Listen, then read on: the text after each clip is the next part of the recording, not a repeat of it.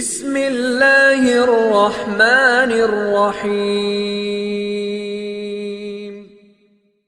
अस्सलामुअलैकुम।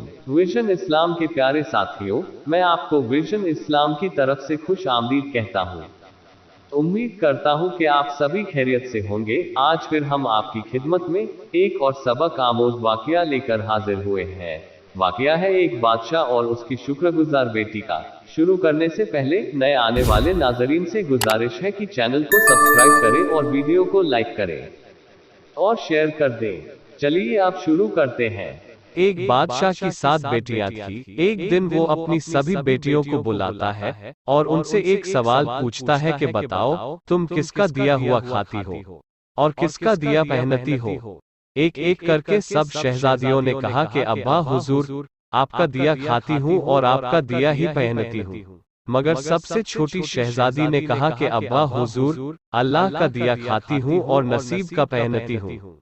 सुनकर बादशाह को गुस्सा आ गया। कहने लगा, ऐ कमबख्त, तूने मेरी नाशुक्री की है, तुझे सजा जरूर मिलेगी। बादशाह ने अपने सिपाहियों को हुक्म दिया, जाओ इसे जंगल में छोड़ आओ। मैं भी देखता हूँ ये मेरे बगैर कैसे अल्लाह का दिया खाती है और कैसे अपने नसीब का पहनती है। शहजादी से तमाम जेवरात वापस ले लिए गए और एक पुराना सा कपड़ा पहनाकर जंगल में छोड़ दिया गया। शहजादी के चेहरे पर न कोई डर था, न किसी तरह का खौफ। उसे अपने रब पर पूरा भरोसा था। जो दाना मेरे नसीब में लिखा हुआ है वो मुझे मिलकर ही रहेगा। जंगल को देखने लगी, चारों तरफ दरख्त ही दरख्त थे। शाम होने वाली थी। शहजादी ने सोचा, क्यों न कुछ लकड़ियां जमा कर लूं। रात को वही लकड़ियां जलाऊंगी ताकि कोई जानवर पास न आए और रात भी गुजर जाएगी। शहजादी जंगल में लकड़ियां ढूंढने निकल पड़ी। उसकी नजर एक झोपड़ी पर पड़ी, जहां बाहर एक बकरी बंधी हुई थी और अंदर से किसी के खांसने की आवाज आ रही थी। पहले तो हैरान हुई कि जंगल के बीचों बीच कैसे। जब शहजादी झोपड़ी के अंदर दाखिल हुई तो देखा एक बूढ़ा आदमी चारपाई पर लेटा पानी पानी पुकार रहा है। शहजादी जल्दी से मटके से पानी निकालकर उस बूढ़े आदमी को पिलाती है और झोपड़ी के साफ सफाई में लग जाती है। आदमी शहजादी से पूछता है, बेटी तुम कौन हो और इस घने जंगल में क्या कर रही हो। तब शहजादी उसे पूरा वाकया सुना देती है कि वो कैसे यहाँ तक पहुँची।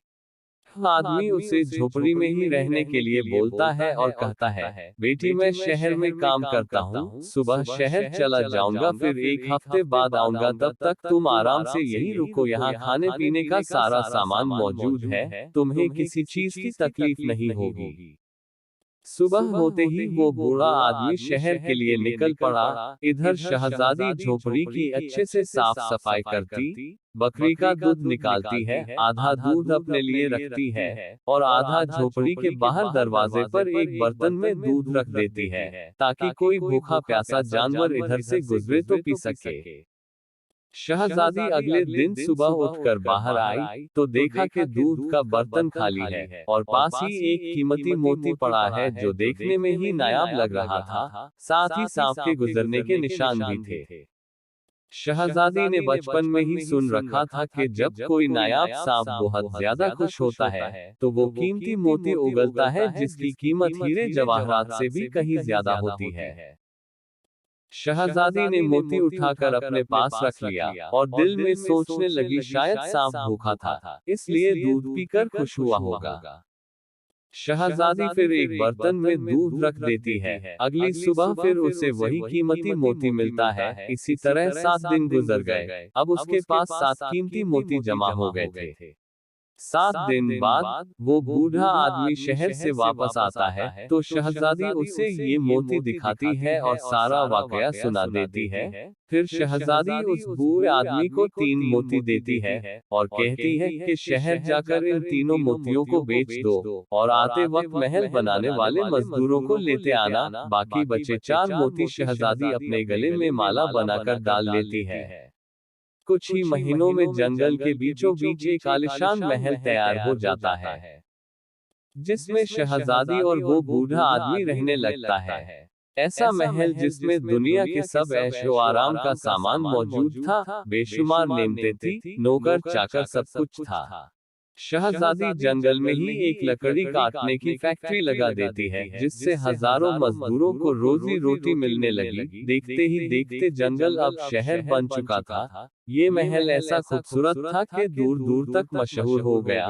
लोग इस महल की और शहजादी की तारीफें करते नहीं थकते कि शहजादी बहुत नर्म दिल है। उड़ते उड़ते ये खबर बादशाह तक भी पहुंची, तो बादशाह के दिल में भी मिलने का शौक पैदा हुआ कि देखो तो सही कौन से मुल्क की शहजादी है जिसकी इतनी तारीफ हो रही है। बादशाह ने शहजादी के पास मुलाकात का पैगाम भेजा। जब ये पैगाम शहजादी के पास पहुंचा तो शहजादी ने मुलाकात की एक शर्त रखी कि बादशाह अपनी सभी बेटियों को लेकर हमारे महल में आएंगे। बादशाह ये शर्त मंजूर करते हुए अपनी सभी बेटियों को लेकर शहजादी के महल पहुंच जाता है। शहजादी चेहरे पर नकाब डालकर उन सब से मिलती है, उनके लिए 7 रंग के खाने पेश करती है। शहजादी का लिबास हीरे जेवरात से ढका हुआ था।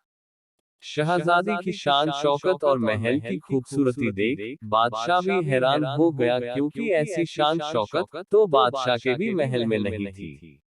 बादशाह ने शहजादी को पर्दे में देखा तो कहा कि तुम मेरी बेटी की तरह हो, फिर मुझसे पर्दा क्यों कर रही हो? तुम्हारे ही कहने पर मैं अपनी बेटियों को भी साथ लाया हूँ। बादशाह के बहुत इसरार करने पर शहजादी ने कहा कि ठीक है, मैं तैयार होकर आती हूँ। बादशाह की सभी बेटियां आपस में सरगोशी करने लगी, इतनी तो तैयार है, कितने महंगे जेवरात पहने हुए है, अब और कितना तैयार होकर आएगी। इतने में दूर से पुराने कपड़ों में कोई गरीब लड़की आती दिखी। बादशाह ने गौर से देखा तो हैरान रह गया, ये तो उसकी अपनी ही बेटी है जिसे जंगल में छोड़ आया था। तू अभी तक जिंदा है। मैंने तो सोचा था कि कोई जंगली जानवर तुझे खा गया होगा। चलो कोई बात नहीं, अपनी शहजादी को बुलाओ, मैं तुम्हें यहाँ से आजाद करवा कर ले जाऊंगा। यह सुनते ही शहजादी बोलती है, नहीं अब्बा हुजूर, मैं ही वो शहजादी हूँ जिससे आप मिलने आए हैं। मैं कहती थी कि अल्लाह का दिया खाती हूँ और अपने नसीब का पहनती हूँ। आज मेरे पास आपसे भी कई गुना ज्यादा दौलत है। फिर शहजादी ने यहाँ तक पहुँचने का सारा हाल कह सुनाया। यह सुनते ही बाकी शहजादियाँ भी रश्क करने लगती हैं और सोचती हैं कि काश हमने तब यही कहा होता कि अल्लाह का दिया खाती हूँ और अपने नसीब का पहनती हूँ। दोस्तों, जो लोग अल्लाह पर भरोसा करते हैं, अल्लाह उन्हें ऐसी जगह से रोजी देता है जहाँ से किसी को गुमान भी ना हो। हमें भी अल्लाह पर ही तवक्कुल करना चाहिए, क्योंकि रोजी का मालिक वही तो है।